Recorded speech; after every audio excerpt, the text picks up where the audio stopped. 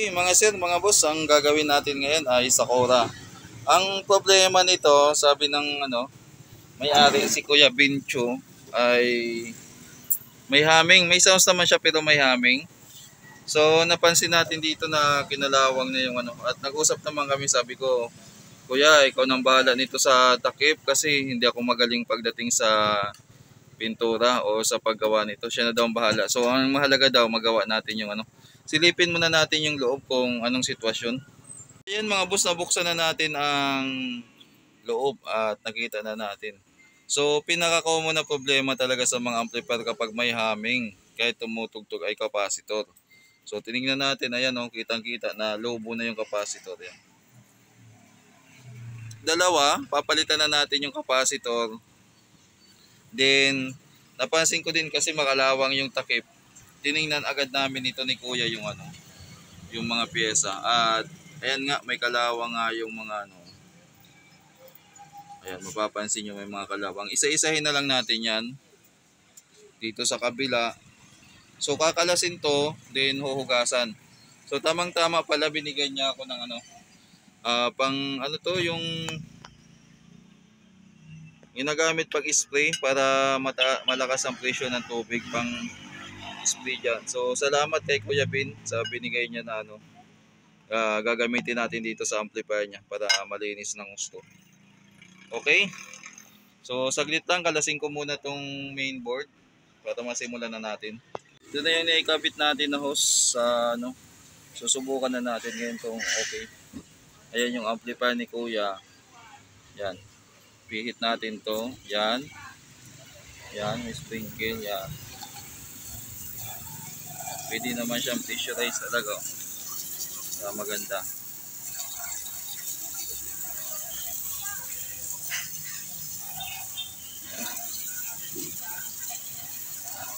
So, mas maganda maglinis kapag ganyan. Lakas oh.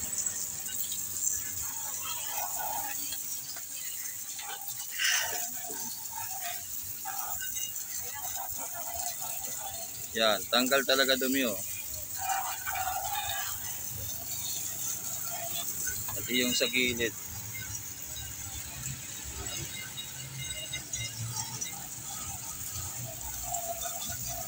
Okay, so ayan. Makintab na. Nakaharap lang tayo ng araw.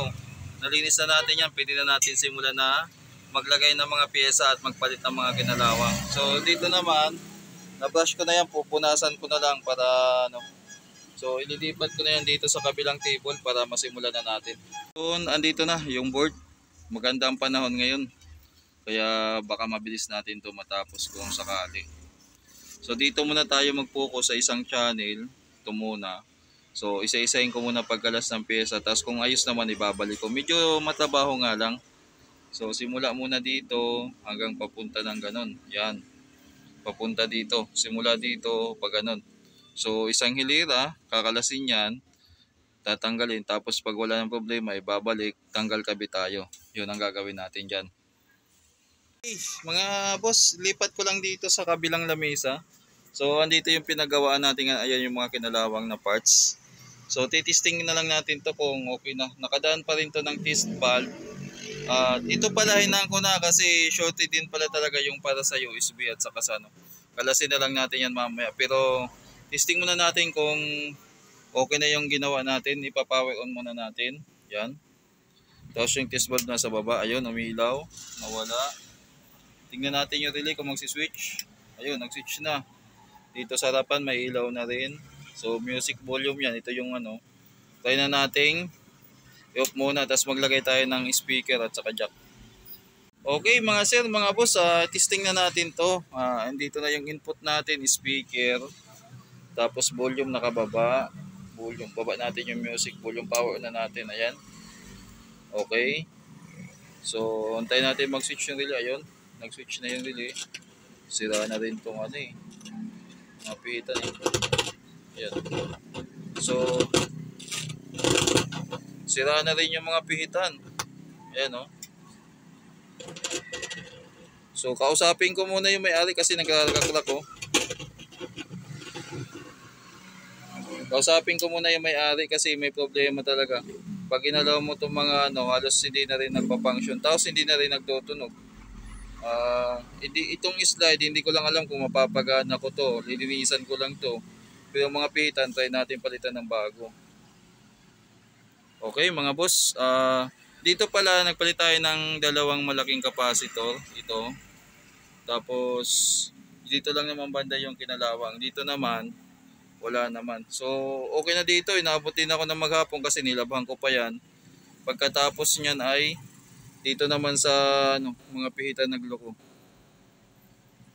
Okay, sabihan ko muna yung may-ari. Tuloy tayo, bali nag-usap kami ni customer. Dito muna tayo. Itong sa MP3, ito yung kinalas ko. Dinoble check ko talaga, nagkalas pa nga ako ng mga maliliit na diode dito. Diode capacitor, yung malaki electrolytic at saka ano. Ayaw niya talaga. Sira talaga siya. So nag-usap kami ng may-ari, sabi ko, instead of MP3 USB, Bluetooth na lang natin ang ipalit dito para ano. Then dito naman sa mga pihitan, sa slider, linisan ko lang daw, may WD-40 naman ako dito, sprayan ko. Pero yung mga parts dito sa ano, sa microphone at saka sa ano, kasi ayaw na rin talaga eh. Tinisting ko isa-isa, halos ayaw na talaga mag-function. Kumbaga kahit anong pihit mo, walang nagbabago, hindi lumalakas, hindi humihina, hindi tumutunog. Dito naman, kunting galaw mo lang, masyadong garalgal na ano, hindi nga tumutunog ng maayos. So ano ba gagawin dito? Pati itong switch ata, palitan ko na lang yung ano. So kalasin ko na tong front panel niya. Then gawin ko na lang dito sa kabilang table para matapos. So palit potentiometer lahat. Tapos linis nitong mga slider. Okay. So update ko na lang kayo mga boss pag nakalas ko na. Ayan mga boss, bali natapos ko na rin dito magpalit ng mga potentiometer. Ayan, pati dito. Pati pala switch, pinalitan ko na kasi nung tinister ko, ayaw na rin mag-function itong mga switch. So sinabay ko na pagpalit. Ang hindi lang natin dito mapapalitan ay itong mga slider. So try ko na lang isprayan ng ano, WD-40. Yan. Wala kasi akong pamalit nito mga boss. Try na lang natin. Isa-isahin ko na lang pag spray dyan. Tapos, nakalimutan ko. Tatanggalin ko pa pala tong dulo, babalik ko dito sa mga pinagpalitan natin. So ito lahat yung ano, marami-rami. Halos hindi na kasi nagpa-function talaga lahat. Inisa-isa ko na pag-check. Buti na lang, mayroon pa ako mga stock na potentiometer dyan. Okay? So update ko kayo mamaya, iayos ko muna to. Okay mga boss, so naikabit na natin yung mga pihitan, pati itong ano na i-spray natin ng WD-40, ito bago na lahat. Naka-ready na rin yung mic natin. So naka-power na siya. Yung Bluetooth naman nandito sa ilalim. Bali, tinisting ko na rin yan, okay na. I-demo ko lang sa inyo na gumagana na.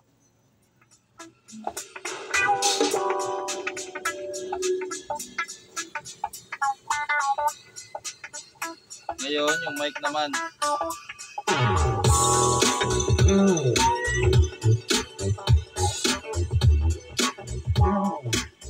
Okay. Yung mic naman, testing natin. Hello. Sound check.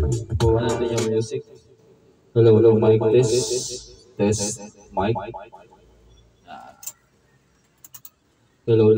Yan. Nakagitna lang yung ano. Bali lahat dito nakagitna lang. Hello. Bali nakagitna lang lahat ng mga pihitan diyan. So, yun lang yung saktong settings. Okay na? Taas natin yung volume.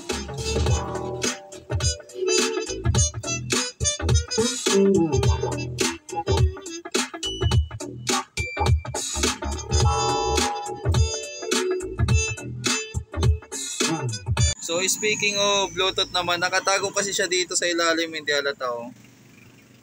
Dito pa rin siya nakapatong sa ilalim ng board, nakatago. Para ano, ilaw lang ang mapapansin nyo, kulay blue, tamang-tama, kulay blue din to, kulay blue din yung ano.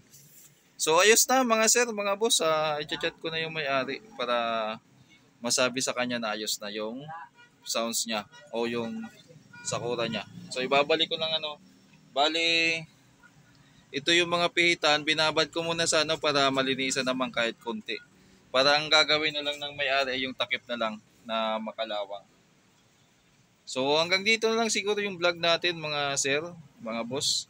Wala naman sigurong problema na to kasi bago ko tinisting ko na to kanina, ginamit ko na sa Bluetooth. Okay na.